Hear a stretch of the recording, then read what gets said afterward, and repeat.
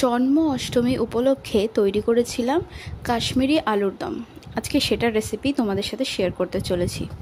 মশলা হিসেবে বেটে নিয়েছিলাম আদা, টমেটো এবং কিছুটা পরিমাণ কাঁচা লঙ্কা এবং পোস্ত, চালমগজ আর কাজু বাদাম একটু ভিজিয়ে রেখে তারপর গ্রাইন্ডারে গ্রাইন্ড করে নিতে হবে।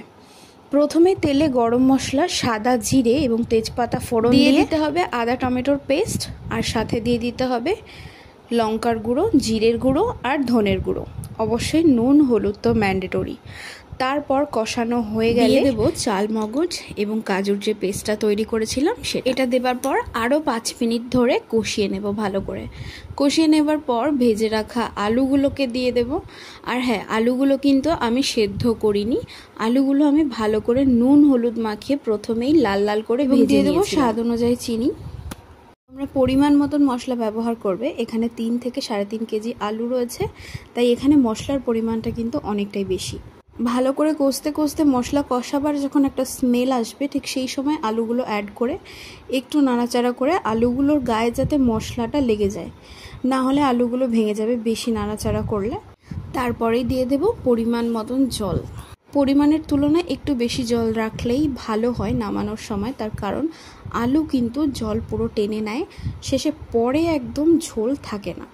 তাই জন্য পরিমাণের থেকে একটু বেশি জল দেওয়াই ভালো। আমি যে জলটা দিয়েছিলাম এর পরেও আমি প্রায় আরও 2 গ্লাস জল অ্যাড করেছি।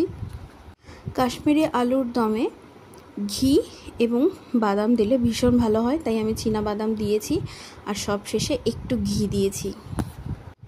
আমি দিয়েছিলাম ঝালটা একটু বেশি পরিমাণে, কারণ এটা পোলাওর সাথে ভগবানকে দেওয়া হবে। তোমরা স্পাইস লেভেলটা নিজেদের স্বাদ অনুযায়ী রেখো। আর দেখো কালারটা কি সুন্দর এসেছে। ব্যাস, আর কিছুক্ষণ ফুটিয়ে নামিয়ে দিলেই কিন্তু আমাদের কাশ্মীরি আলুর দম একেবারে রেডি। ঠিক এভাবেই তৈরি করে নিজেরাও বাড়িতে খেতে পারো, ভগবানকে দিতে পারো। আর লুচি, পোলাও সব কিছুর সাথে তো অবশ্য ভালো লাগেই। এবং ভিডিওটা যদি ভালো লেগে থাকে তাহলে বন্ধু বান্ধবীদের সাথে শেয়ার করতে একদম ভুলো না। এবং শুধু বন্ধু বান্ধবদের শেয়ার করতে সীমাবদ্ধ রেখো না, বৌদি, কাকিমা, জেঠিমা সকলকে শেয়ার করে দিও। ওকে, টাটা। ভিডিওটা ভালো লাগলে লাইক কমেন্ট শেয়ার করে দিও, আর চ্যানেলটাকে ফলো করে দিও যাতে এরকম আরও দারুণ দারুণ রেসিপি তোমরা পেয়ে যাও। আর ভিডিওটা যদি ইউটিউব থেকে দেখে থাকো তাহলে অবশ্যই চ্যানেলটাকে সাবস্ক্রাইব করে পাশে থেকো। টাটা।